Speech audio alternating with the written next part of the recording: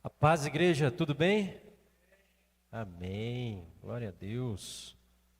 Essa manhã mais friozinho hoje, né? Olha, eu vou dar uma dica para os irmãos. Segredo, hein? Não conta para ninguém. A parte da frente aqui é mais quentinho, viu? Quem está aí atrás vai sentir mais frio.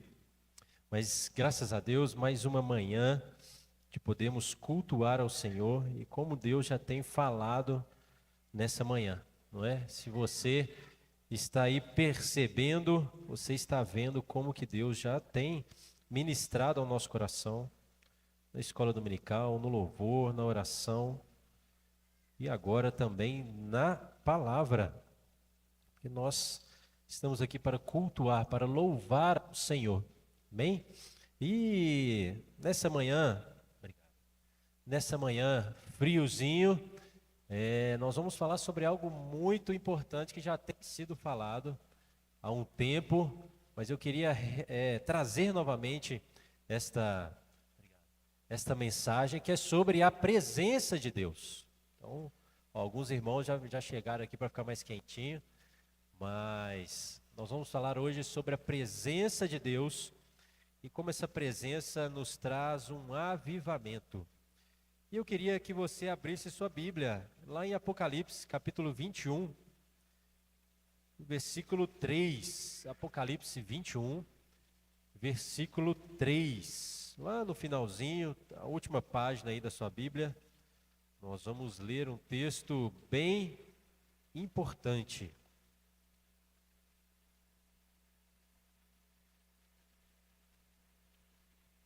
Todo mundo achou?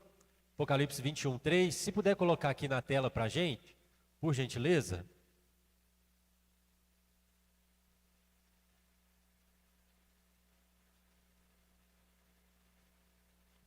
Apocalipse 21, verso 3. Apocalipse que é um texto, é um livro que eu particularmente gosto bastante. A gente já teve curso aqui na igreja, né, sobre escatologia, sobre Apocalipse. E é um texto, é um livro que impacta muito porque traz uma revelação muito grande para nós sobre vários aspectos da eternidade. Nós vamos ver um pequeno aspecto que está lá escrito, Apocalipse 3, aliás, 21, versículo 3. Não, acho que não é isso não. Apocalipse 21, 3. Capítulo 21, e o versículo 3. Isso. No Apocalipse 21, 3 está escrito: ouvi uma alta voz que vinha do trono e dizia: eis que o tabernáculo de Deus, tabernáculo significava a presença de Deus, eis que o tabernáculo de Deus está com os homens, com os quais ele viverá. Eles serão os seus povos, o próprio Deus estará com eles e será o Deus dele. Olha só, o próprio Deus, só até o anterior. O Deus deles estará com eles, se referindo a nós, a igreja, a noiva de Cristo. Deus estará conosco. Feche seus olhos, por favor, mas não a sua Bíblia, que a gente vai ler vários versículos. Pai, nós te agradecemos por essa manhã, pela tua graça conosco, pelo teu cuidado. Ó Deus, nós te agradecemos que a tua presença é real aqui nessa manhã. Nós te agradecemos, ó Deus, por cada pessoa que chegou aqui, aqueles também que não chegaram, que o Senhor possa estar com eles e que nessa manhã o Senhor continue edificando a nossa vida. Continue, ó Deus, falando conosco, que não seja eu, mas seja o Senhor e que tudo aqui seja para a honra e glória do teu santo nome. Em nome de Jesus, amém. Irmãos, Deus é onipresente. Se o Oni estivesse aqui, eu ia falar dele. Deus é onipresente, mas ele não está, então leva para ele essa mensagem. Deus é onipresente, ele está em todos os lugares. Porém, Deus se revela e ele se manifesta de forma específica, em locais específicos, a pessoas específicas. Ele tem a sua forma de se manifestar, a forma de manifestar a sua presença. Mas de forma geral, Deus sim, ele se manifesta. Deus sim, ele está presente. Desde a criação nós vemos isso. Desde a criação lá no Éden, e lá em Gênesis capítulo 2, vem falando sobre a criação do homem e da mulher. E a criação do mundo, né, como nós conhecemos, e nós vemos algumas características importantes sobre essa criação. Se você quiser abrir, mas eu vou ler de forma rápida alguns pontos. Gênesis capítulo 2, quando Deus vai criar o homem e a mulher, lá no versículo 4 do capítulo 2, vem falando, quando o Senhor Deus criou a terra e os céus. Lá no versículo 7, então o Senhor Deus formou o homem do pó da terra. No versículo 8, o Senhor Deus plantou um jardim. No versículo 9, o Senhor Deus fez brotar do solo árvores de todas as espécies. Lá no versículo 15, o Senhor Deus colocou o homem no jardim. Lá no versículo 19, o Senhor Deus formou da terra todos os animais. Lá no versículo 22, dessa costela, o Senhor Deus fez uma mulher. Várias referências a algo específico. O Senhor Deus criou. Deus não delegou essa ordem a nenhum anjo. Deus não deu um decreto para que outro fizesse. Não, o próprio Deus criou a terra. O próprio Deus se envolveu na criação de nós. De mim, de você, do homem, da mulher. O próprio Deus, como vem especificando em todos esses versículos, o próprio Deus presente cria essa terra, cria a nós. Desde a criação do mundo, Deus tem manifestado a sua presença no nosso meio. O texto vem dizendo lá em Gênesis 3:8 que ao ouvir a voz do Senhor, Adão e Eva, né? Eles andavam, aliás, ao ouvirem a voz do Senhor, que andava no jardim quando soprava o vento suave da tarde. Deus estava presente ali no jardim. E o texto vem falando que ele andava no meio do jardim. Imagina a experiência de Adão e Eva de caminhar lado a lado do próprio Deus. Imagina a experiência de Adão e Eva que estavam o tempo todo na presença do próprio Deus. E o texto é enfático em dizer que o próprio Deus andava no meio do jardim, falava com eles, se relacionava com eles. A presença de Deus era algo real, era algo planejado e executado pelo próprio Deus para nós. O plano do Éden era justamente essa plena comunhão entre nós, criatura, e o Criador, o próprio Deus. A presença de Deus era real ali naquele local e eles tinham plena comunhão. O próprio Deus caminhava pelo jardim. Porém, o pecado entra nessa história. E quando o pecado entra, há ali uma separação dessa presença. Há ali um desacordo, né? Uma desobediência ocorre. E ali nós vemos Eva e também Adão sendo expulsos desse jardim. Sendo expulsos dessa presença contínua. E ali houve então uma separação. E olha, as vestes que eles colocam significa justamente essa perda de intimidade com o Criador. O pecado trouxe essa separação. E ali, esse rompimento dessa presença contínua. Porém, a gente vê que Deus a todo momento, de Gênesis a Apocalipse, vem restabelecendo essa presença conosco. Vem restabelecendo essa comunhão comigo e com você. Nós vemos a história de Abraão, e olha que história fantástica. Deus tinha plena comunhão com Abraão, e Deus se manifesta a Abraão, mesmo diante dessa natureza caída. Mas em Gênesis 17, versículo 1 e 2, vem falando, quando Abraão atingiu a idade de 99 anos, o Senhor apareceu a ele e disse, eu sou o Deus Todo-Poderoso, ande na minha presença e seja perfeito.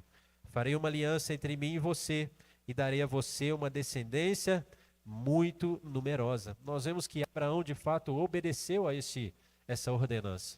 Abraão foi um homem que andou na presença de Deus. E por conta disso, Deus então estabelece a ele uma aliança. A sua descendência será numerosa. Através de você será feito nações, e nações que vão, olha, influenciar o mundo. Através de você sairá povos abençoados. Uma aliança feita a um homem que permaneceu na presença de Deus. Uma ordenança dada a ele, olha, ande na minha presença e seja perfeito. E de fato nós vemos que Abraão foi um homem que andou na presença do Senhor. Porém não parou ali em Abraão. Isso passou para o seu filho, Isaque. Isaque também foi um homem que andou na presença de Deus. Nós vemos em Gênesis 26, do versículo 2 ao 4, já se referindo a Isaque, o Senhor apareceu a Isaque e lhe disse: não desça ao Egito, mas fique na terra que eu lhe indicar. Habite nela e serei com você, e o abençoarei. Porque a você e a sua descendência darei todas essas terras, e confirmarei o juramento que fiz a Abraão, seu pai. Multiplicarei a descendência, a sua descendência, como as estrelas do céu, e a ela darei todas estas terras. Na sua descendência serão benditas todas as nações da terra. Mais uma vez nós vemos Deus confirmando a aliança que tinha feito ao seu pai, agora ao filho Isaque, dizendo: olha, eu serei contigo. Esteja na minha presença e eu serei contigo. Eu vou confirmar em você a aliança que fiz com seu pai Abraão. E olha, Isaque permaneceu na presença. Tanto é que essa aliança perpetua até o seu filho, Jacó. Nós vemos Jacó tem lá a sua história conturbada em alguns momentos, mas Deus tinha feito aliança ao seu avô, Abraão. E por causa da presença na vida de Abraão e de Abraão permanecer, passa para o seu filho Isaque. E por causa de Isaque permanecer, essa promessa, essa aliança perpetua agora a Jacó. Nós vemos lá em Gênesis 28, versículo 13 a 14, está escrito assim: e eis que o Senhor estava perto dele e lhe disse. O Senhor estava perto, isso daqui é o momento que Jacó está vendo aquela visão dos anjos cantando e que ele dorme, encosta sua cabeça numa pedra. E Deus então disse para Jacó: olha, eis que o Senhor estava perto dele e lhe disse: eu sou o Senhor, Deus de Abraão seu pai e Deus de Isaque. A terra em que agora você está deitado, eu a darei a você e à sua descendência. A sua descendência será como o pó da terra. Você se estenderá para o oeste e para o leste, para o norte e para o sul. Em você e na sua descendência serão benditas todas as famílias da terra. Nós vemos mais uma vez um homem que, em meio às suas dificuldades, e nós sabemos disso, andou na presença de Deus. E a promessa feita a seu avô se perpetua através dele. Olha, nós temos inúmeros exemplos no Antigo Testamento. Moisés, um outro homem que andou na presença, também com as suas falhas, também com seus erros, mas nós vemos como que Deus usa aquele que permanece na sua presença. Moisés, o texto vem falando que ele subia ao Monte Sinai e Deus falava com ele face a face. Imagina a experiência que Moisés não vivenciava ali no alto daquele monte. O próprio Deus falando com ele face a face. A presença de Deus era algo real ali. Não era imaginação, não, era sim a presença de Deus agindo e permanecendo na vida de Moisés, e Moisés também permanecendo nessa presença. E olha o que Deus fez através de Moisés. Grandes coisas. E algo relacionado a todos esses personagens e qualquer outro personagem que você vê no Antigo Testamento sobre a presença de Deus, você verá um ponto em comum. Deus afirma para eles: olha, eu serei com você. Eu estarei com você. Eu sou com você. Permaneça na presença do Senhor e o Senhor estará com você. O Senhor será, estará, viverá em você. Isso é avivamento. Quer viver o avivamento? Esteja, permaneça na presença do Senhor.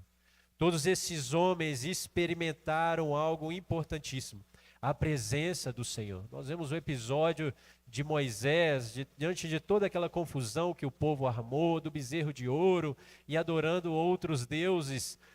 E o próprio Deus fala com Moisés: olha, vai com o seu povo, vou enviar um anjo e você vai caminhar com eles, porém eu não vou mais com vocês.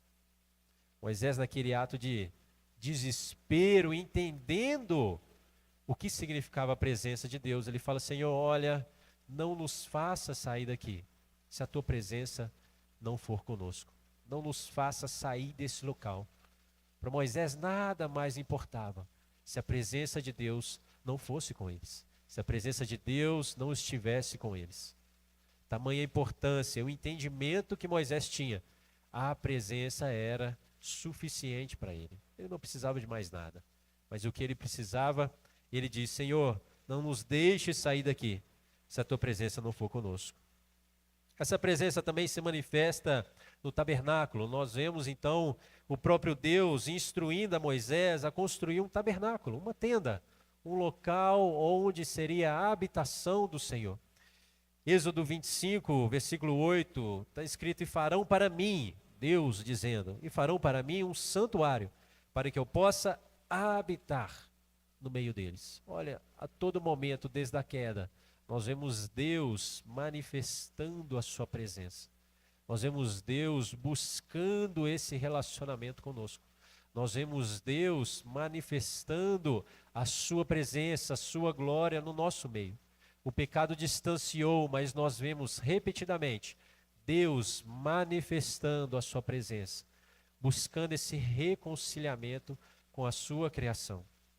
Êxodo 25, 22 está escrito: ali, no tabernáculo, eu me encontrarei com você, e de cima do propiciatório, que era o mobiliário, no meio dos dois querubins, que eram as decorações que estão sobre a arca do testemunho, falarei com você a respeito de tudo que eu lhe ordenar para os filhos de Israel. Nós vemos no tabernáculo um local construído para a presença de Deus. E Deus diz claramente: eu habitarei no meio de vocês. Cristo, Deus a todo momento buscando esse relacionamento. Êxodo 40, 34. Então a nuvem cobriu a tenda do encontro e a glória do Senhor encheu o tabernáculo. Grave essa frase: a glória do Senhor encheu o tabernáculo. A presença de Deus era real no meio do seu povo. A presença de Deus era algo que eles viviam, experimentavam. O povo de Deus estava na presença do Senhor. O tempo passa, vem os juízes, né? Eles já entram na Nova Canaã, os juízes vêm, e depois dos juízes vêm os reis, o período monárquico de Israel. E nós vemos o terceiro rei, Salomão, construindo agora um templo, para que a presença de Deus também estivesse ali no meio deles. Nós vemos em 1 Reis 8, de 10 a 11, quando os sacerdotes saíram do santuário, uma nuvem encheu a casa do Senhor. A casa do Senhor se refere ao templo, de maneira que os sacerdotes não puderam permanecer ali para ministrar, por causa da nuvem, porque a glória do Senhor encheu a casa do Senhor. A glória do Senhor, assim como encheu o tabernáculo, agora enche o templo, enche a casa do Senhor. A presença de Deus, mais uma vez, se manifesta e eles conseguem presenciar a glória de Deus enchendo esse templo. Ali havia fumaça e a presença se manifestava através de raios, de trovões, de relâmpagos, de tremores. A presença de Deus era algo visível durante aquele tempo do povo de Israel.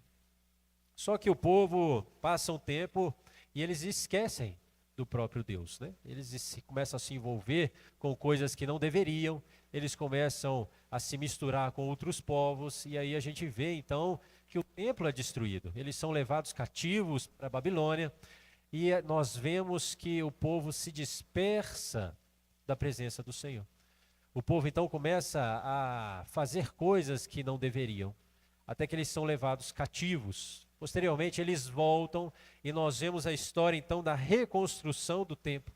Nós vemos Zacarias, Ageu participando dessa reconstrução. Nós vemos Neemias participando da reconstrução dos muros de Jerusalém. Só que o texto vai dizer algo importante. Quando o templo é reconstruído, após essa destruição pela Babilônia, o texto vem falando que os novos se alegravam, porque o templo foi reconstruído. Porém, os velhos choram, porque a glória de Deus já não estava mais naquele templo reconstruído. Nós vemos a glória de Deus manifestada naquele tabernáculo. A glória de Deus manifesta ali no templo. Agora nós vemos um segundo templo reconstruído, porém a glória de Deus não estava mais lá. E é nesse período, então, que nós entramos na famosa folha branca da sua Bíblia. Se você está com a sua Bíblia aberta aí, talvez algumas Bíblias mais novas tenham retirado, mas se você tem uma Bíblia mais antiga, vá aí entre o Antigo e o Velho Testamento. Vai ter uma folha branca aí na sua Bíblia. Isso não é um erro de impressão, não é uma folha que sobrou. Essa folha branca significa um tempo de silêncio. Um tempo em que a presença de Deus já não estava sendo manifestada mais como ocorria antigamente. Esse período dura em torno de 400 anos. Imagina um povo que viveu a saída do Egito, um povo que viveu os juízes, um povo que viveu os reis, um povo que viveu toda a glória de Deus no tabernáculo, toda a glória de Deus no templo, um povo que foi sustentado a todo momento. Agora passa um período de 400 anos sem ver essa manifestação do próprio Deus. Sua Bíblia tem aí a folha branca? Tem? Ah, exatamente. Então, se você não sabia, agora essa folha significa justamente esses 400 anos de silêncio. Deus então não mais manifestou a sua glória ou a sua presença para o seu povo. Porém, parece que tudo acabou? Não, não acabou. Depois desses 400 anos, o povo de Israel já era escravo de um novo império, Roma. Roma já dominava, já escravizava o seu povo. E durante esse período, imagina 400 anos, gerações se passaram. As histórias sobre a manifestação do poder de Deus, talvez para alguns já era lenda, já era mito, já era história de que meu avô contava, já era história, mas isso era tempo passado, isso não volta mais. Quanto tempo nós estamos aqui sofrendo nas mãos de Roma? Cadê esse Deus dos nossos avós? Cadê esse Deus dos nossos bisavós? Cadê esses Deus, o nosso Deus, a qual os escritos falam? Porém, Deus nunca se esqueceu do seu povo. E agora, a presença de Deus começa a tomar forma no ventre de uma virgem. A presença de Deus começa a se manifestar através de um casal. E esse casal dá luz a Cristo Jesus, o primogênito de Deus. E agora essa presença que antigamente era manifestada lá no templo, essa presença que antigamente era manifesta lá no tabernáculo, essa presença que falava com Moisés lá no alto do Monte Sinai, essa presença agora começa a tocar pessoas. Essa presença começa a curar pessoas. Essa presença começa a libertar cativos. Essa presença começa a andar no meio do povo. Cristo. E João vem dizendo, olha, o verbo se fez carne e habitou entre nós, cheio de graça e de verdade. O texto vem falando como a glória do unigênito. Lembra a glória do tabernáculo? Lembra a glória do templo? A glória agora de Deus, a presença de Deus encarnada, está agora no meio do seu povo. Cristo Jesus. Colossenses vem falando sobre nele, em Cristo, habitava corporalmente toda a plenitude da divindade.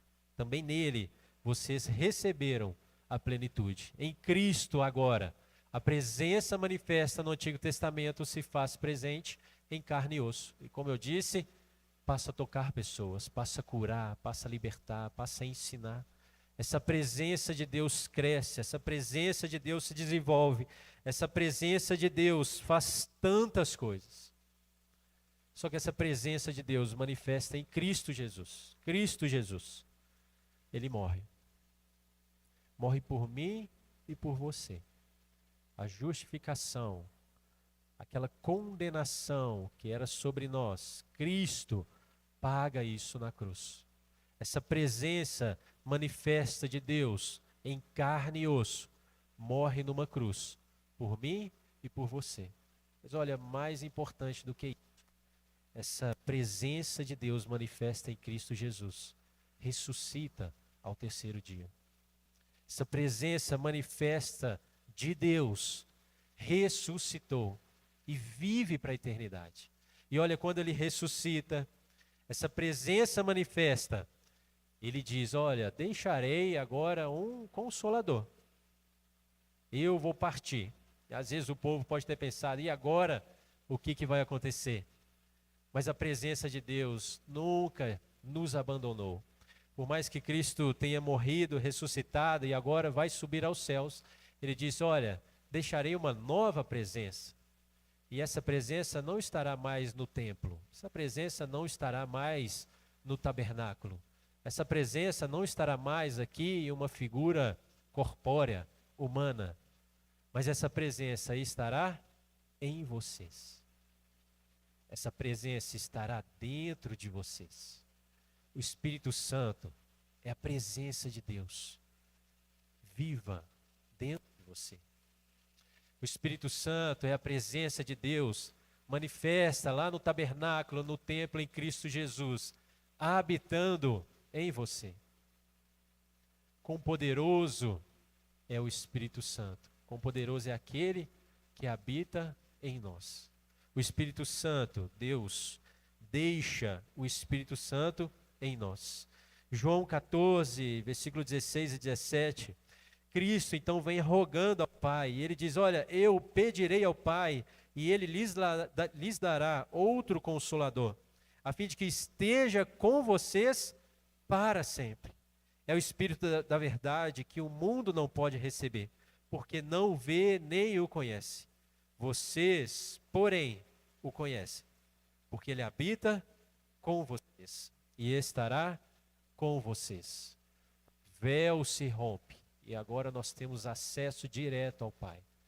O Espírito Santo, como o texto diz, habita em nós. O Espírito Santo, a presença manifesta de Deus, agora está em você, está em nós. Olha que responsabilidade nós temos. Que responsabilidade nós temos. O Espírito Santo está em nós. Pessoas lá fora não conhecem a Cristo. Mas olha, deixa eu dizer outra coisa que eu já disse. Cristo está em você.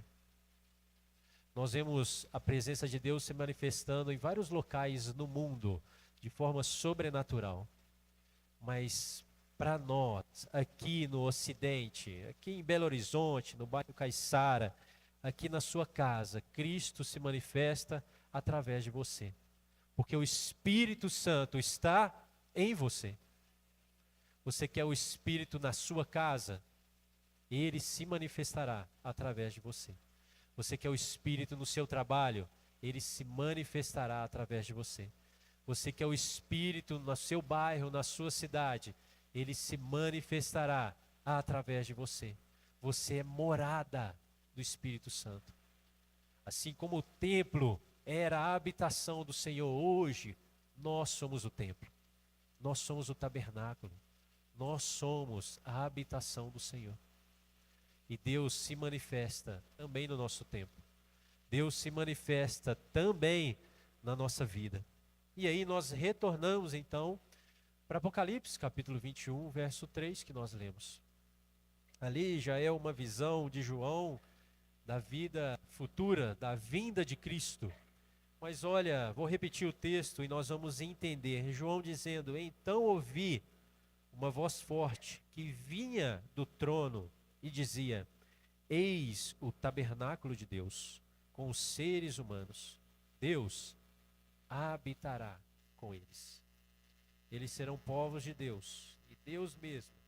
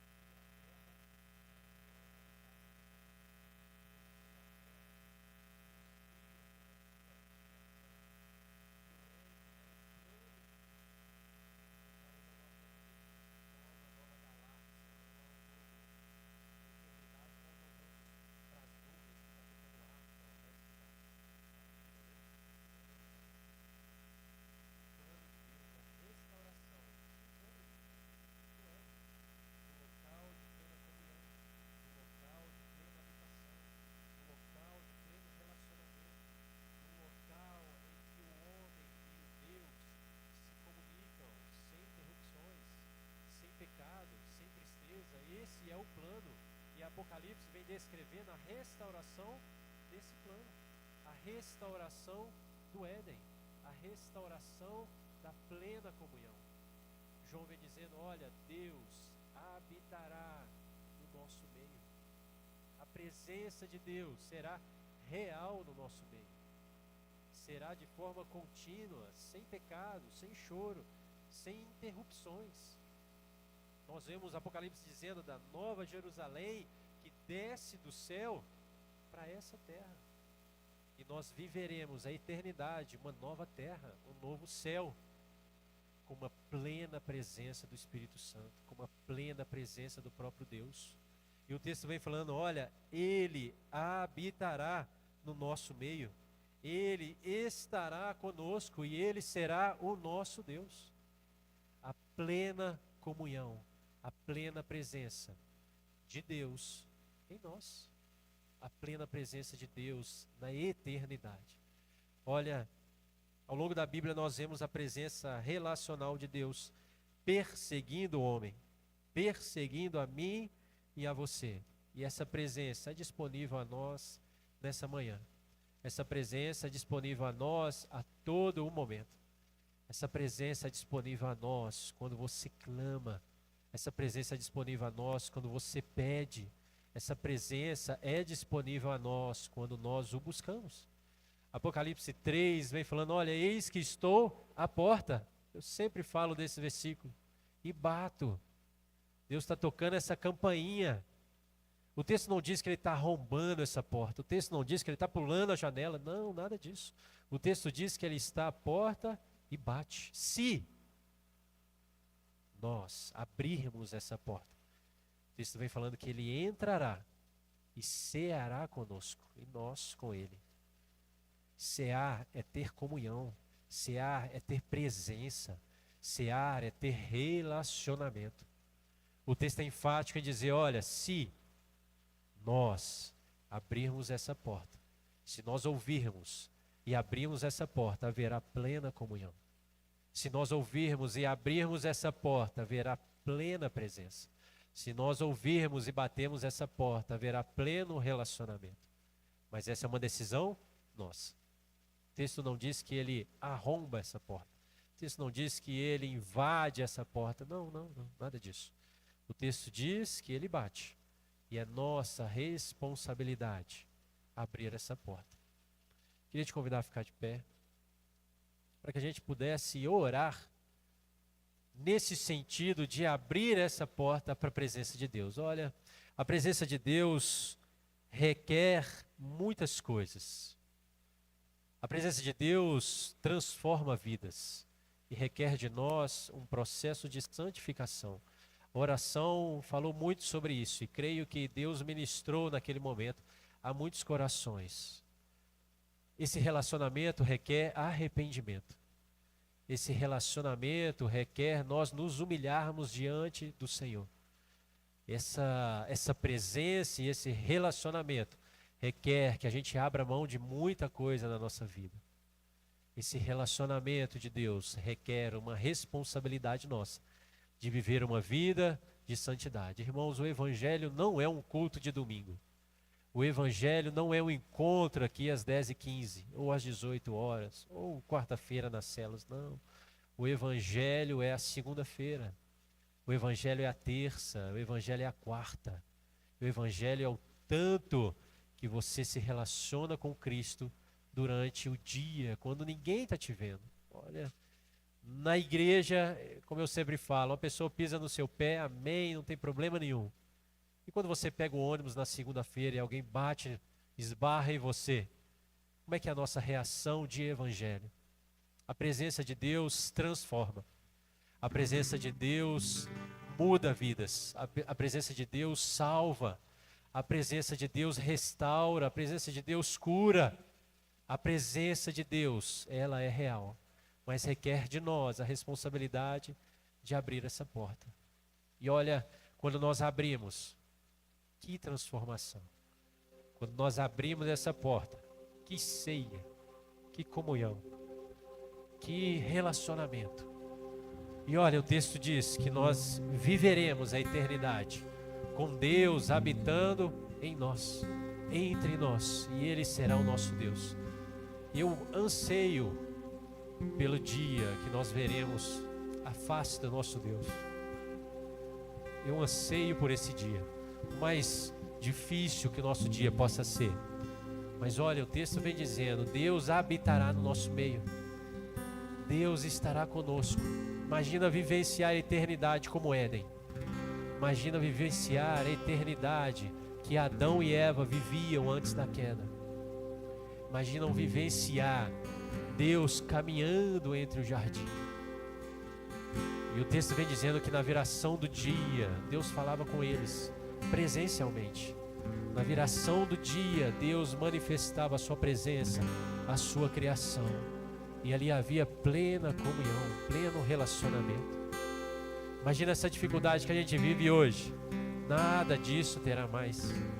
Nada disso. Esse sofrimento que às vezes a gente passa, nada disso terá. Porque ali haverá plena comunhão entre o Criador e a sua criação. Haverá plena comunhão entre Deus e nós. Todo o texto bíblico vem afirmando isso. Tenha essa certeza no seu coração e queira viver isso. Queira viver a eternidade com Cristo. Queira viver a eternidade com Deus. Mas isso requer, novamente, que você abra a porta.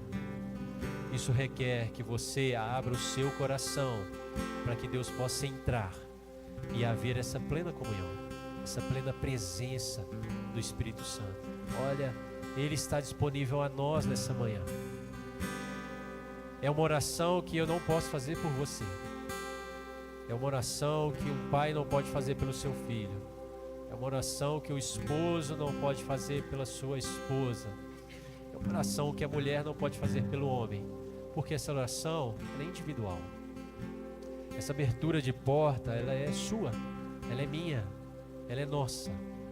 E Deus está aqui nessa manhã, com os ouvidos abertos para a sua oração, com os ouvidos abertos para a sua voz. E nós vamos ter um momento agora de oração, para que você possa se render a essa presença. Mas Jonatas, eu já tenho a sua presença, amém, glória a Deus. Ore para que ela seja manifesta ainda mais. Ore para que as pessoas lá fora possam ver e experimentar essa presença através de você. Ore para que a presença do Espírito Santo em sua vida seja tão grande que inunde, transborde e encha outras pessoas. Feche seus olhos, Pai. Nessa manhã nós queremos agradecer ao Senhor pela tua mensagem, pela tua palavra. Ó Deus, e se a tua palavra que é aberta e é o Senhor falando. Ó Deus, nós te agradecemos porque o Senhor entregou o seu Filho numa cruz por nós. Nós te agradecemos, ó Pai, porque o Senhor enviou o unigênito para morrer numa cruz, mas mais ainda, para que Ele ressuscitasse. E de fato Ele ressuscitou e vivo está. Pai, obrigado, porque quando Cristo ascendeu aos céus, Ele deixou o Espírito Santo, que é a Tua presença em nós, é a Tua presença habitando em nós, disponível a nós. Pai, nós te agradecemos, porque quando nós nos enchemos do Senhor, nós vivemos o pleno avivamento. Ó Pai, em nome de Jesus, nessa manhã, nós queremos abrir a porta da nossa vida ao Senhor. Como o teu texto diz, o Senhor está batendo, o Senhor está chamando, e nós queremos ouvir esse toque, ouvir a esse chamado, abrir, ó Deus, a porta do nosso coração e ter plena comunhão com o Senhor, e ter pleno relacionamento com o Senhor. Pai, nós louvamos a Ti por tudo que o Senhor fez, por tudo que o Senhor faz, por tudo que o Senhor é em nossas vidas e através de nós. Pai, nos encha nessa manhã, nos encha com o Teu Espírito Santo, manifeste, ó Deus, a Tua glória em nossas vidas, assim como o templo, assim como o tabernáculo era cheio da Tua glória. Manifeste, ó Deus, a Tua glória no nosso meio. Ó Pai, que essa igreja viva o avivamento do Senhor, que essa igreja, ó Deus, seja cheia do Teu Espírito Santo, que essa igreja, ó Deus, seja cheia da glória do Senhor. Ó Deus, em nome de Jesus, restaura vidas nessa manhã, Restaura, Deus, relacionamentos. Restaura casas. Restaura, Deus, famílias. Restaura, Deus, aquilo que precisa ser restaurado. Ó Pai, venha com o Teu Espírito Santo nessa manhã. E que o Seu nome seja glorificado em nossas vidas e através de nós. Ó Pai, que não seja um enchimento de domingo, que não seja, ó Deus, emocional, mas que seja de fato a Tua presença em nós, na segunda, na terça, na quarta e todos os dias. Pai, nos ajude nas nossas fraquezas, nos ajude, ó Deus, nas nossas dificuldades. Perdoa, Deus, os nossos pecados. Ó Deus, nos ajude a viver uma vida segundo a Tua palavra. Nos ajude a viver uma vida olhando para o Senhor, olhando para o alvo que é Cristo. E que nessa manhã nós possamos sair daqui fortalecidos, edificados, ó Deus, e cheios da Tua presença. Que mais do que isso, nós possamos, ó Deus, não mais sair da Tua presença, para que possamos viver em eternidade na Tua presença, no Teu relacionamento. Ó Deus, que possamos viver a eternidade como Éden, em que o Senhor caminhava no nosso meio, falava conosco. E é isso que nós cremos. Nós queremos viver a eternidade com o Senhor. Nos ajude, ó Deus, em nome de Jesus. Amém.